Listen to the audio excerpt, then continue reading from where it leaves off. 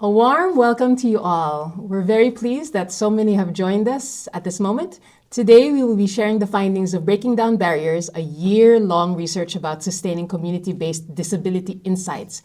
My name is Elogia Santos, and I'm serving as a program manager at Liliane Fonds. But for today, I will be your host for this webinar. Before we start, some practical arrangements. Bienvenue pour nos participants qui préfèrent de suivre cet webinaire en français. This webinar is available with French interpretation. You can find the interpretation button on the bottom right of the screen. In general, we will use English in the presentation, but we will share a translated slide deck in the chat. And in case you have any questions, please feel free to raise them in the chat in English or in French. Besides French, this webinar is also available with interpretation in international sign language. We are aiming to do our best to have it there. You'll find interpretation in a similar way at the button on the bottom right in the Zoom. If you'd like to follow the webinar in other languages, you can also use the captions in the language of your choice, but please do note that these may not always be correct because they're AI generated. This webinar is also being recorded so that others may watch it later. For optimal connectivity, we are making use of some pre-recorded videos. We'll be gathering your reflections and your questions through the chat, and in case you have any technical issue or challenge, please reach out on the chat. We kindly request for you to keep your microphone on mute and to ensure optimal connectivity by turning off your camera. Okay, today we'll be sharing research insights about how best to sustain community-based disability inclusion. So I'd like to welcome my two colleagues, Willem Elbers, Jan Apperloo, who will introduce themselves. Willem, please go ahead. Yeah. So hello everyone, my name is Willem Elbers. I'm the principal investigator of the Breaking Down Barriers project and I'm from Radboud University. And hello, my name is Jan Apperloo and I'm advisor learning and knowledge development for Liliane Fonds and I'm coordinating the Breaking Down Barriers project. Thank you. Online, we have Dr. Thomas Motonga, who will soon be sharing the research findings. But maybe, Jan, you can start us off by explaining a bit more about the purpose of breaking down barriers and introducing us to the rest of the team. Yeah, sure, Elodia. Yeah, so we are jointly conducting research on community-based disability inclusion initiatives. And this is because community-based rehabilitation and community-based inclusive development are globally recognized strategies for inclusive development. However, there's limited evidence of factors that enable or constrain the strategy. And to enhance this understanding, we are bringing research together with practice as a team. And we have three major strategies for that. We're doing research, and Willem will share more about that in a few minutes. We're facilitating learning among partners directly involved, but also organizations like you all in this webinar today. And lastly, we want our research to be useful for influencing. So we hope really that today's examples will be inspiring for OPDs, for national and international NGOs, and for governments. And while we have global ambitions with the in-depth research of Breaking Down Barriers, we do focus on 3 countries. There are in-depth studies in Cameroon, in Rwanda, and Zambia. And in each country, we're working with a disability-focused NGO. So that's Cameroon Baptist Health Convention Services, a National Union of Disability Organizations in Rwanda, and the Cheshire Home Services in Zambia. And they collaborate together with a senior researcher and a PhD candidate from national universities, and those are the University of Bamenda in Cameroon, University of Rwanda, and the University of Zambia. And of course, we like that our research results have a global relevance, so we also have an international team that mirrors this country setup with Willem Elbers as the principal research and myself as the coordinator. On the slide you see all the partners, and Willem will share a bit more on how the research is organized. Yeah, thank you, Jan. So Breaking Down Barriers really brings academics and practitioners together around one shared question. How can knowledge help advance disability inclusion in practice? And for us, research is not only about producing publications, it's really about understanding the real challenges faced by organizations, by governments, OPDs and communities, and turning those insights into something actionable. And that's why the project combines academic rigor with practical learning and application. And on the screen, you should see the reader guide of the Inclusions Insights publication. It shows our annual research cycle. And in a regular PhD trajectory, you should know that candidates usually work on one subject for several years, but we do something different in Breaking Down Barriers. Each year, we jointly define one central learning theme, and this year, this was the topic of CBR/CBID sustainability. And we did it by starting with an extensive literature survey and a review and a survey among Liliane Fonds partners in many countries. And these broader findings then informed our in-depth research by the PhD candidates in Zambia, Rwanda, and Cameroon. And today we are very proud to share the outcomes of the first year of our research. So these findings are not only based on the research that was done, but also on the practitioner learning events that occurred in each of the countries. It is our global aim to make and to offer insights that help sustainability make a design choice from the start. Thanks for the very comprehensive background. And I understand today you'd also like to share the findings, but there's also a call to action, Jan, right? Yeah. Would you like to go ahead? Yeah, that's correct, and it refers to the last point of our annual research cycle to bring research really into action. And of course, we are welcoming a very diverse audience today in this webinar with partners from Liliane Fonds, peer organizations, organizations of persons with disabilities, government representatives and multilateral organizations, all very welcome. And in the publication at the end, you find specific recommendations for each of these stakeholder groups. And in addition to that, we like to stimulate learning further, and therefore Liliane Fonds partners will have the opportunity to put some of the findings and tools that emerge from the research into practice with a small grant. And for other organizations, our team is ready to offer free advisory service. Stay tuned until the end, because I will be sharing more details about the possibilities at the end of the webinar. Thanks so much. So whether you're an LF partner or a non-LF partner, please stay until the end so you can hear about all the possibilities. With that, I think it's time to go into the findings, and it will be shared by Dr. Thomas Mutonga, a senior researcher from the University of Zambia. To ensure maximum connectivity, we've pre-recorded his presentation, but Dr. Mutonga is with us online and can reflect on some of your questions if you put them on the chat. So please do put them on the chat. We'll do our best to include as much as we can in the discussions. Dr. Thomas Mutonga, we look forward to hearing from you. Please go ahead. Okay, good morning, good afternoon, and good evening for some of you.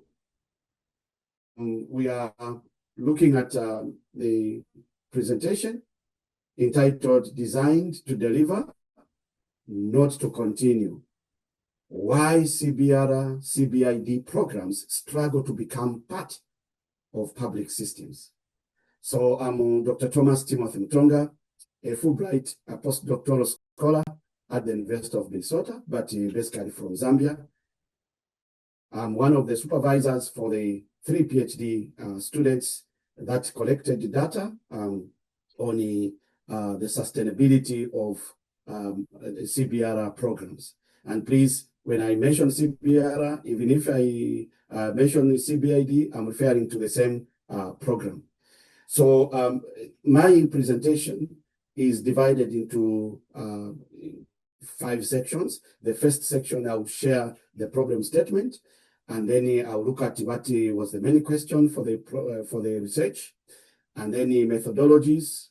Then after that, I'll look at findings. So findings are divided into 2 categories: the key dimensions and the main messages, and then I can conclude.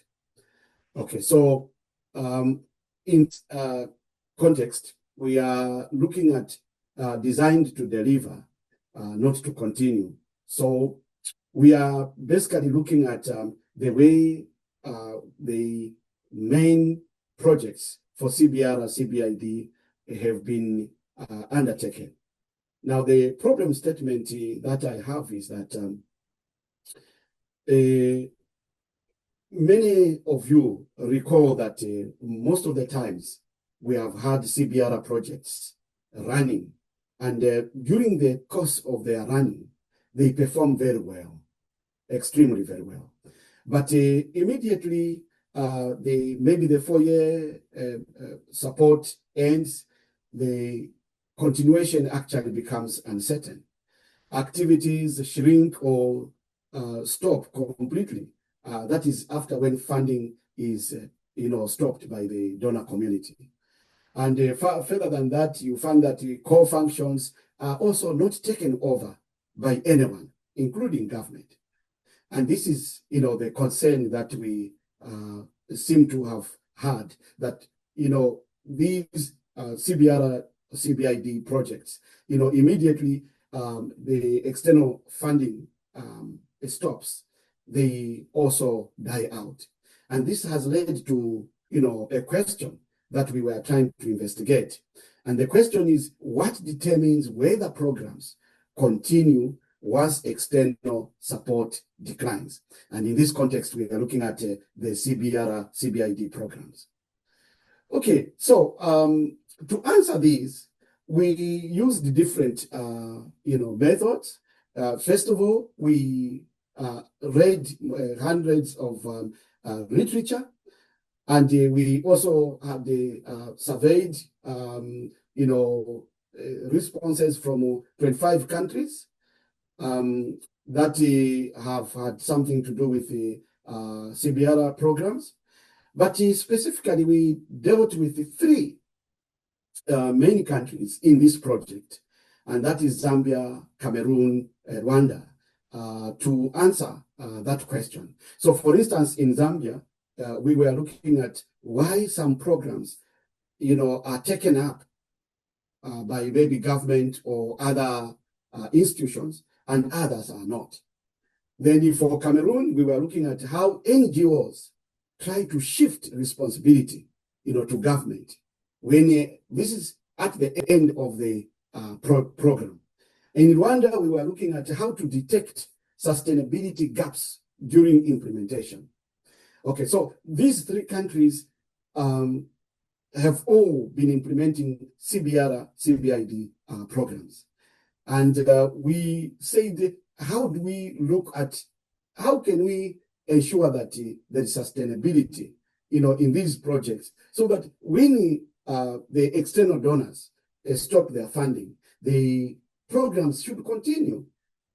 Okay, so in response to our question, what determines whether the program continues or does not, we had key findings.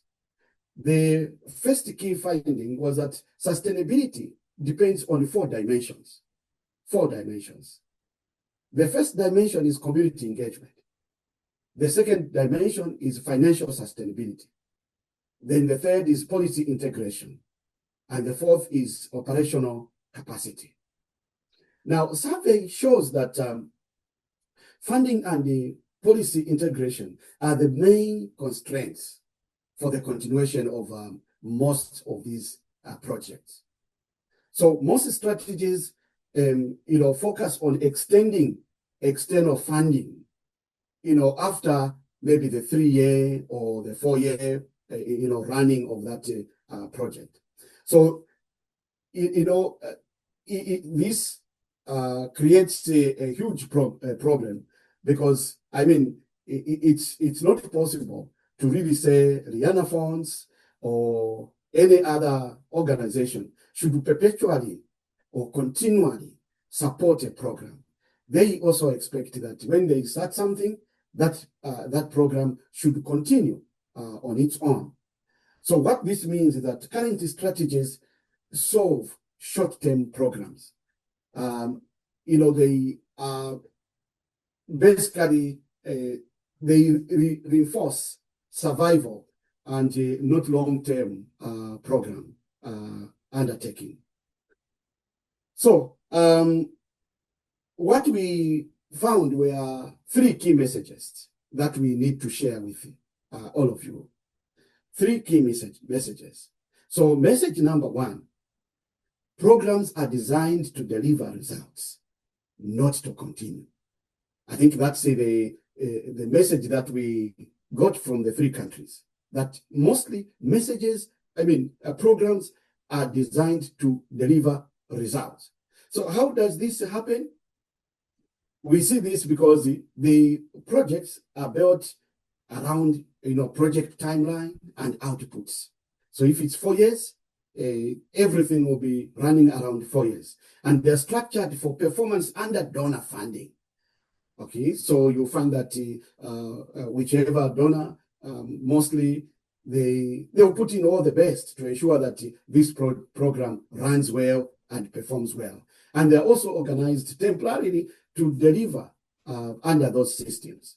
Now, how does this type of designing block, sustainability? So it blocks sustainability because it does not match how public systems work. Because at the end of the day, what we are looking for is that this program must continue. And I must mention that I'm very passionate about this because, I'm totally blind myself, and I really want to see how these CBR projects can liberate, all of us as persons with disabilities. And then the other thing is that it blocks this because government, operates through permanent roles, budgets, and routines. Project structures, therefore, when we look at the way they are designed, they are designed to perform outside these systems.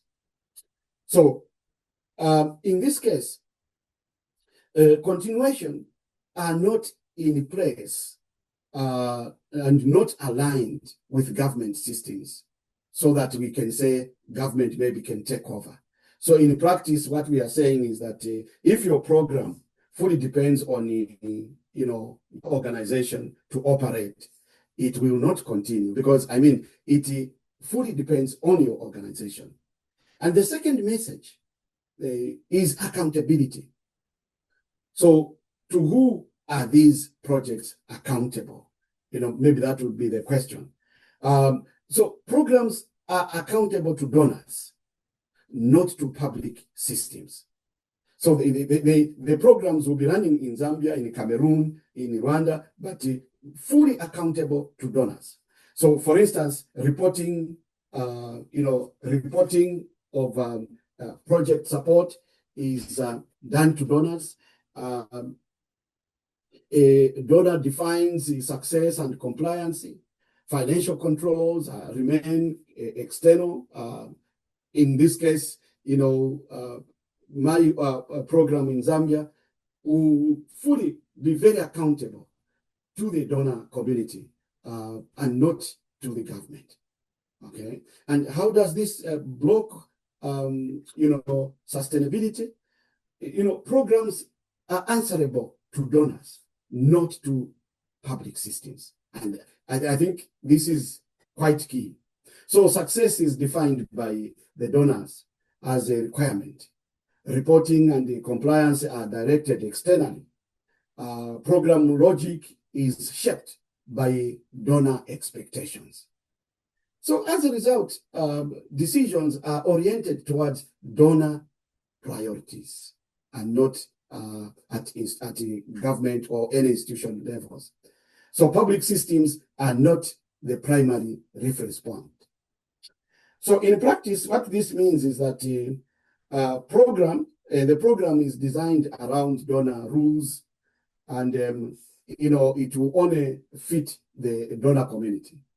The message number 3 is responsibility. Okay, so responsibility here, we are saying that government actors are involved in the project, okay, but not made responsible. Because if they have to, take up the responsibility after maybe the donor community, is done, then they need to be responsible. So, for instance, they will participate in meetings and coordination. They will, as a government, they will be engaged in implementation. And they will also be formal partners in the program, but they are not made responsible. I think we have seen this in most of the projects. So how does this block sustainability? Okay, so government is not expected to carry the program forward because they see themselves as mere participants. Okay, because really no formal mandate is shifted to them, no budgetary responsibilities are given to them, no obligations to continue are made very clear. So activities therefore remain project-based. Okay, so in practice, what we are actually doing is involvement does not create ownership. Okay, only it creates, some bit of a sense of realizing that there's something going on. But governments are not fully involved, and therefore they cannot take full responsibility. So what did we conclude out of these key messages? I'm saying key messages because there are so many other things that we found, but these are key messages for this webinar. So in our conclusion, we said that sustainability is an institutional design issue, not a technical one. And the three dynamics reinforce each other. Okay, three dynamics. Design creates temporary delivery systems. Accountability keeps authority external. And three, responsibility does not shift to government after the end of the project. So what is the result of this? Programs continue as a project, but do not become part of the public systems. So the bottom line is that as long as there's no shift in authority, budget, and the responsibility to government, the chances that the program may continue are very slim. And here is the uncomfortable truth or the uncomfortable insight. Many current strategies reinforce the problems. Extending donor funding keeps the same system in place. So we are happy, of course, to see the donor community supporting these projects. I mean, it's very important. If someone doesn't start, no one may start. But what we really need are for these good programs to be sustained. So NGO-led coordination delays sometimes government ownership. External controls prevent authority from shifting. Okay, so the real shift required, delivering programs and transferring responsibility to the powers that may be. So what are some of our recommendations? Our recommendations, in this case, we said what this means for program design. Okay, so to become part of the public systems, programs must be designed differently from the start. This is what we think, and this is what seems to be coming out from the research. So number one, start with a lead government body. So maybe as we start, planning, we can begin engaging a government body. Align with the government activities, existing roles and routines. Maybe if we started from that angle. I know some people will say, no, but in our case, we started by informing government. We really need to strategize around this. Ensure government budget involvement early enough. Yeah, I know this is a problematic issue, the issue of budget, but we need to endeavor to bring in government budget at an early age. Maybe gradually shift also the decision-making and control to government before the end of the project. Then another recommendation we are thinking is that design for handover, not for parallel delivery. So maybe that would also be another important area to look at. And we are thinking that if we can do it that way, probably there may be a change in the manner projects are run. Well, thank you so much. I think this is the brief presentation that I could share with you. And maybe at this point, I can take 2 or 3 questions. And I want to mention that if any of the colleagues want to come and add or share a bit more, I'm available for that. Thank you so much. Thank you, Dr. Mutonga, for the presentation. And now we understand from our tech team that there were some technical issues with the French translation. We heartily apologize for the technical glitches. Despite the best preparations, technical issues are still a mystery. So we recommend for those who are doing a French preference to try the caption. Again, it is AI generated. And we will do our best to send you the original video in the post email that we will send to all the participants in this workshop. So with that, in the interest of time, we do need to move forward. So once again, apologies for the glitches. Okay, back to the presentation. We imagine that it might have raised some insights, some questions. Once again, we invite you to share those questions in the chat. And we may not have time to address all of them, but we'll make sure to provide it in the feedback from the session. Willem, as the principal investigator, do you have anything else to add to what Dr. Mutonga had mentioned? Yes, absolutely. In fact, there's so much more to add because the presentation could only capture some of the key findings. And I would really encourage you to download the full report. You can do that via the QR code and the link which will be shared in the chat. But let us now use the remaining time to answer your questions and really discuss what the findings mean for the practice of CBID, CBR. Yes, let's get to the exciting part. To deepen the conversation, we did ask 2 members from the team to do a full pre-read of the report and the publication and raise questions that emerged since they have deep work in CBR, CBID programming. So we'll first hear from Glory Ago from Cameroon Baptist Convention Health Services. Please go ahead, Glory. I have 2 questions from a practical point of view, also based on my 12 years experience in the domain of disability and inclusive development. My first question is around government leadership, where you rightly recommend that for sustainability, CBR, CBID should be government-led from the beginning. Yes, this sounds very nice, but from our experience with these government officials, they've always made us to understand that the problem is not actually the political will or the lack of political will, but that since, for instance, Cameroon is still a lower middle income countries, they still struggle a lot with survival level priorities like high infant mortality rate, high maternal mortality rate, malaria, which is still the #1 killer. And so when it comes to prioritization, you will see that even though these things are very important, but what gets into the government budgets are mostly these survival priorities.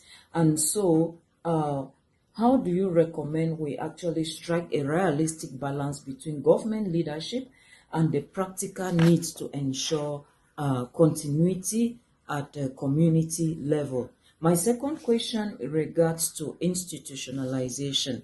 Yes, your findings from single components of CBR, CBID has shown some success in institutionalization, but as we all know, CBR, CBID spans across several domains: health, education, social livelihood, empowerment, and which you have rightly pointed that it is multi-dimensional. Do you think the success observed in institutionalizing individual components can realistically be extended to all CBR, CBID components? Thank you. Thanks a lot, Glory. So Willem, Glory raises 2 very important questions. The first being, can we really expect government to take full leadership of CBR, CBID programs? And the second being, how do we guard the intersectoral multidimension nature of CBR, CBID? And I really love those questions because I think they are on many people's mind. Okay, so I think it's really important to understand we actually looked in the 3 countries at 6 different CBID, CBR programs. And we basically compared how are they doing in terms of getting the government to take over? And some progress more than others. And what can we learn from that, from the differences and similarities? And we found that when the government, in fact, starts paying something, like almost magical things happens. And the magical thing is, well, not real magic, of course, but a very important thing is that it signals something. It signals that the government has actually a stake. It means that they're actually bearing a financial risk. So it means that the civil servants have to be held accountable for their actions. It means that they're really seeing it now from as an internal project as opposed to seeing it as an externally led project. It means that the project activities start becoming part of government systems for monitoring, supervision. I see budget lines happening. And that's really what makes all the difference. The shift from being seen as, oh, this is an external project to, oh. And then, of course, the question is it really affordable? Can we expect from governments that they really start paying a full program? And that is really not what we are recommending at all. We are, in fact, saying that maybe a small co-funding already, so not a full program, but already a small co-funding already, that signals the difference. Maybe you can build it up over time. So it's not like you either have full government support financially or not, like it's black or white, on or off. That's not the case. It can be a partnership with the government doing co-funding, and even little amounts make a huge difference. So Like a phased-in approach. it can be phased, and how you do it, I think it depends on the context. So the second question is also a really good question. It really signals, I think, a concern, because we all know that the key strength of CBR, CBID is its multidimensional nature, right? Yeah. That's not what we are debating here at all. It's about how you get inside that government system. And you need like your footing needs to be in the door. And we found, again, like the cases where the success was the biggest, that these were also multidimensional cases, but they started with a real single-focused ministry as a start. So I think in Cameroon it was the Ministry of Health, in Zambia it was the Ministry of Education, and from that what you see is there is, as opposed to talking to everyone and having everybody involved, all the ministries, Right. maybe like it's a natural tendency because it's multidimensional, that's what you'll be inclined to do. No, what you get is that you talk with everyone and nobody's really responsible in the end. So you focus, and then once you have your foot in the door, civil servants are made really accountable. It's really part of their mandate. It's really part of their responsibility. And then you can build from that inside point, you can build towards other ministries. And that's exactly what we saw happening in these countries. Yeah. And of course, having the foot in door in government is like a totally new topic, and we can dig so much deeper on that. I see some questions coming in now, but before we move to the questions from the audience, thank you very much for them, by the way. We'd also like to ask another colleague who read the full report and pre-recorded a question. This is from Sharon Handongwe from Cheshire Homes Society in Zambia to reflect on the findings. Let's listen to her directly, and then we will get one answer from Dr. Motonga, and then we'll pick up the rest of the questions. Perfect. Greetings. Thank you so much for the opportunity to speak, and thank you for the great presentation. My name is Sharon Handongwe from Cheshire Homes Society of Zambia, and as a practitioner, listening to the presentation, I have 3 eye-openers and also with follow-up questions. And one of the eye-openers was that most sustainability efforts fail because they start too late. So for me, the question on this one would be, what would we do differently if sustainability was a design requirement from day one and not as a footnote at the end of the proposal? And for the second eye-opener, the very funding that enables implementation can trap programs into project mode. And as practitioners, you agree with me that sometimes we found ourselves having a phase 2 of a project and a phase 3. What would we do differently then, or how do we align and balance our systems so that we are not trapped in this project mode of implementation?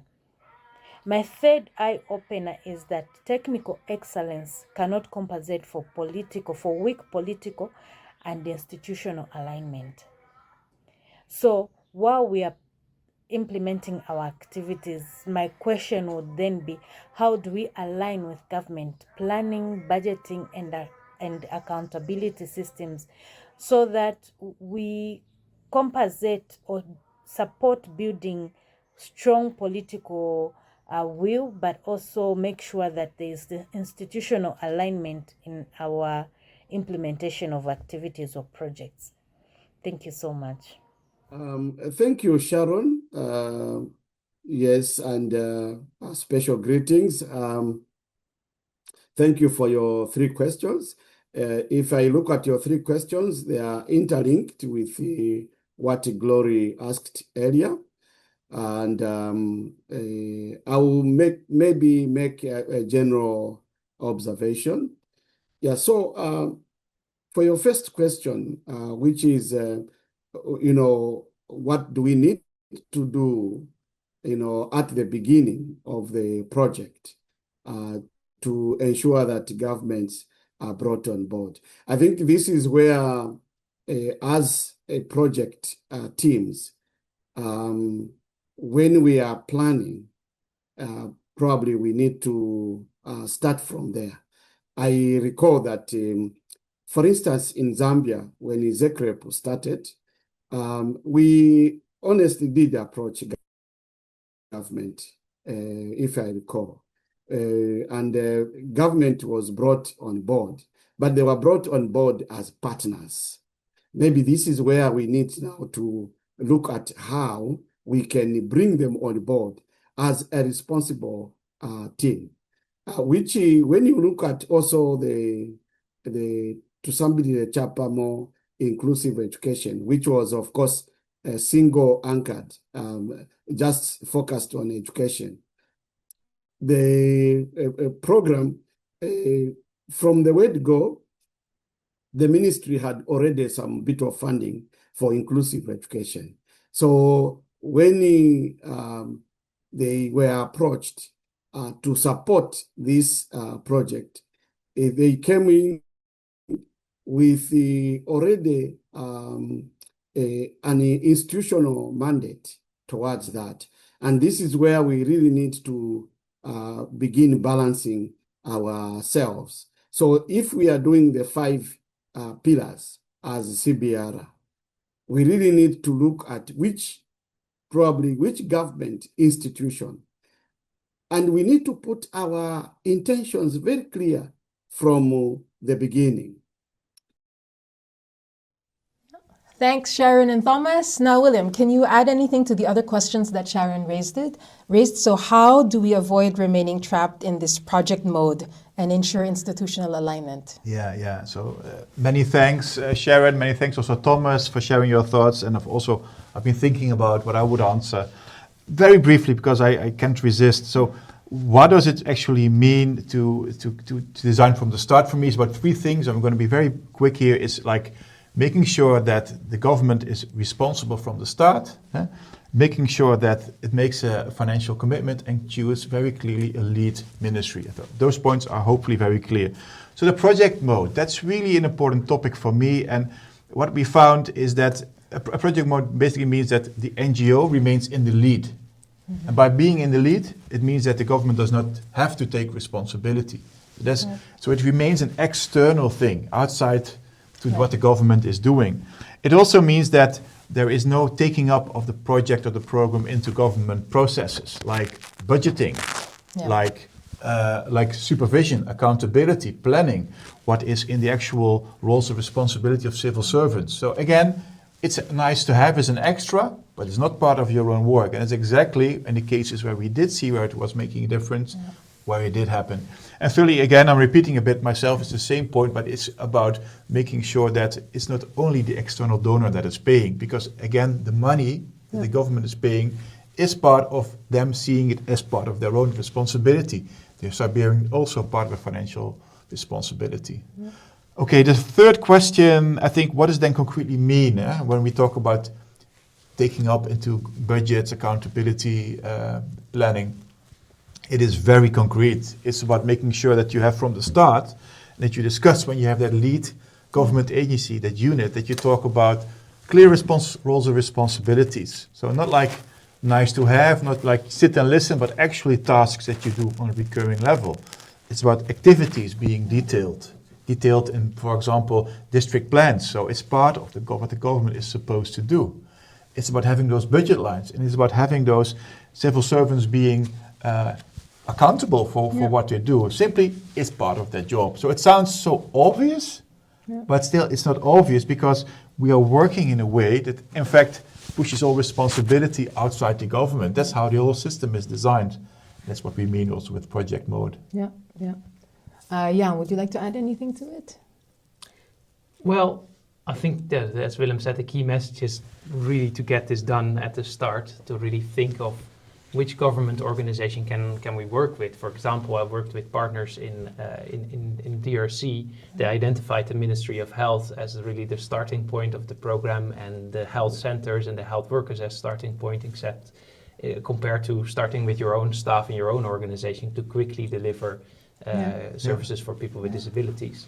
I think that's the really main change of mindset. And in the case of Congo, that was the Ministry of Health. In the case of Rwanda, one of the cases where we researched is the Ministry of Local Affairs, where CBR is embedded. I think those are really examples of where you can find such a lead ministry without, forgetting about the multidimensional rights and nature of CBR, CBID as a strategy.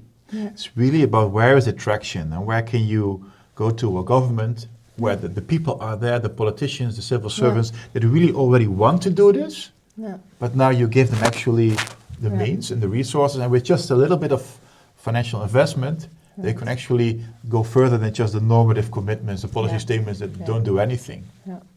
And I know I'm hosting here, but I can't help kind of put on some as program manager, because I'm familiar with the model. It's not funded by Liliane Fonds, by another donor, but they have a 5-year model where at year 1 they talk to the local government, because that is the body that is responsible for that. And they don't even start the project until they have commitment from the government that after 5 years they will take over. So there's that phased-in approach that you mentioned. Year 1 is preparation, year 2 is training, year 3 government starts putting in money. By year 5, the NGO becomes a brain on the table more than the boots on the ground. And it's interesting because then the project is more than implementing the activities. Exactly. So handing over to the government is part of the project. You report on it, whether the project is successful. It's not just the impact, the sustainability, and the handing over is part of how you monitor, how you define success. Yeah, and I think examples also that you plan this phase out from the beginning, kind of. So you maybe move from one district to another to continue there with the work. But you plan an end also. Exactly. So then it becomes part of that system of accountability and governance between the government and its citizens.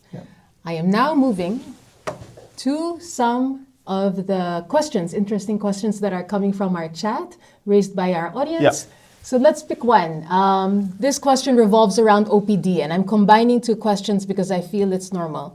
It resonates with each other. How does OPD, or Organizations of Persons with Disability, how does OPD ownership or lead partner impact outcomes? And did this study look at this dimension?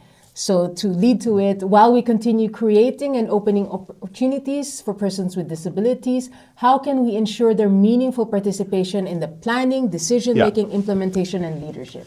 So it's basically about how that contributes to the sustainability, right? I think, Jan, we really had a lot of discussions about it, right? Yeah.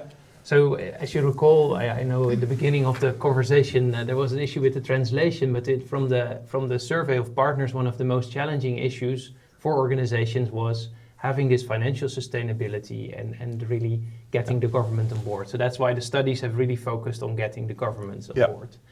One of the studies, though, looked more of how do you organize this in a participatory way. That is the Rwanda study. And in the Rwanda study, there's actually a tool developed called the CBR CBID Set tool. And that tool is actually a tool to have the conversation with OPDs, with government, with local NGOs together on the table and look at the different sustainability factors. Who is responsible for what, who does what. It was tested really in practice. It worked quite well. I think one of the key lessons is you have to manage the power relations in such a conversation. So your facilitator should be very well prepared to deal with that. But it was really a good conversation starter, and also at the end an opportunity to divide responsibilities. So what do OPDs do? What does the local government do? What do NGOs do? So I think that is a very clear tool. So for the one who asked this question, I would really recommend to read the chapter from Joseph Muyanda-Mutsa from Rwanda and check out the CBR CBID Set tool, which is also available on the website together with the publication. And you see in the report that it has a numerous recommendations that really resonate with the question, recommendations for OPDs, that they have a very particular role to play in making these CBR, CBID programs stick, to make them sustainable. It's about knowing how to make the government, how to hold the government accountable, how to look, for example, whether there are actually plans at the district level, whether the government is following up with intentions. Of course, the NGO can also do it, but it works better when there is that kind of bottom-up support to give that view, to give that perspective. Yeah. And I suppose what I've been hearing from civil society, because it's also just such a mixed bag, that OPDs are also not homogeneous.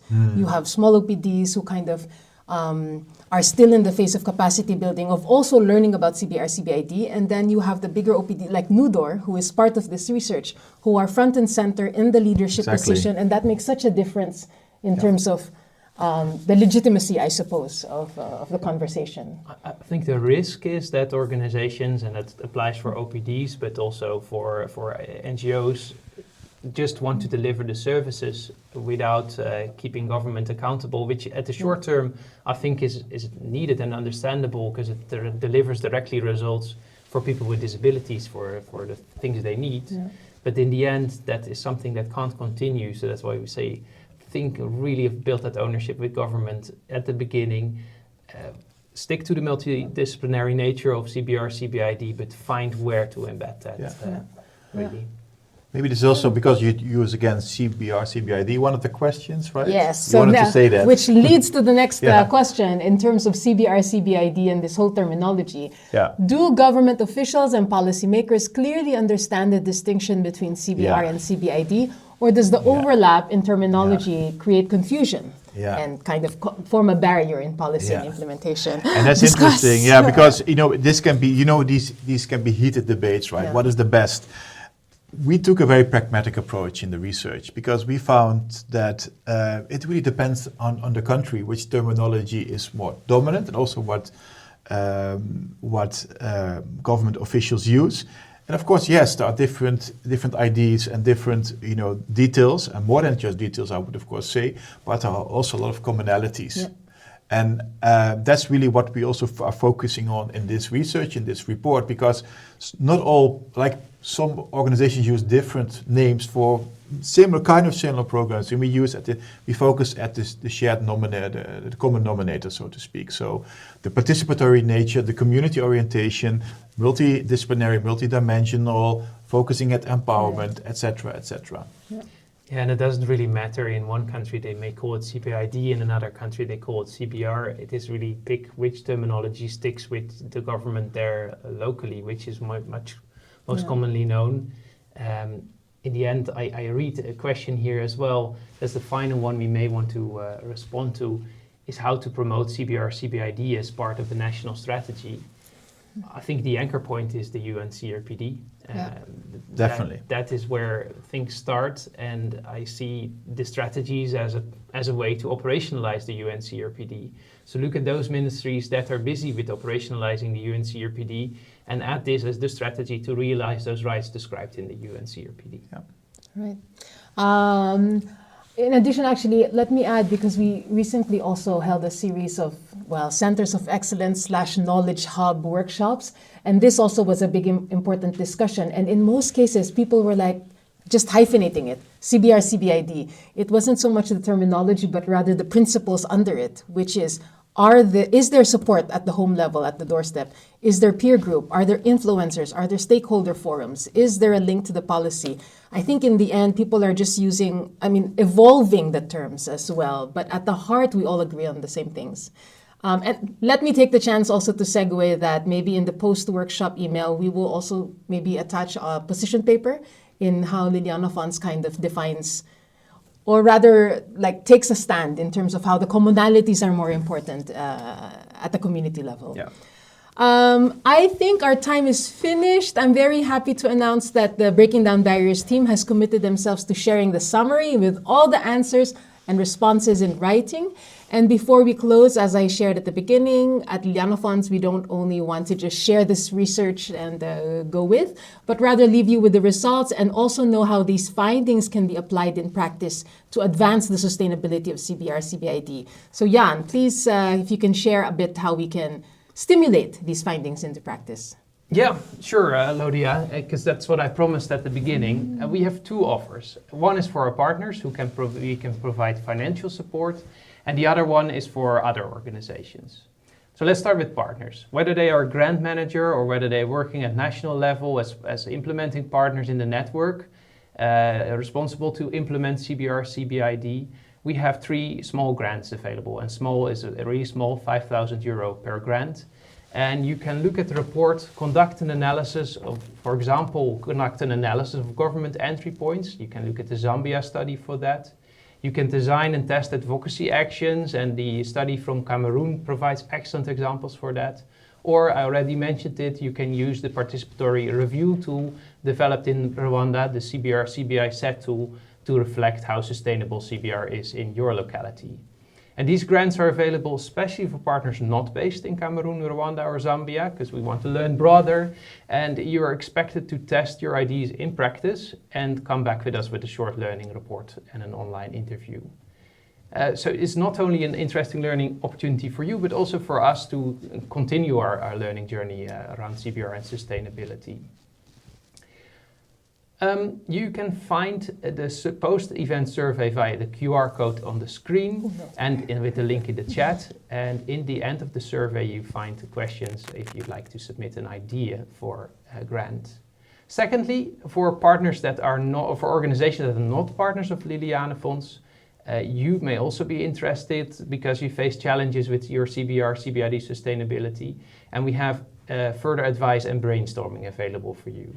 Also, you can apply via the same survey and indicate for what purpose you could use advisory service of our team, for example, Willem, or others such as Dr. Matonga, who was with us online, to learn about your sustainability challenge and build on the research we have shared today.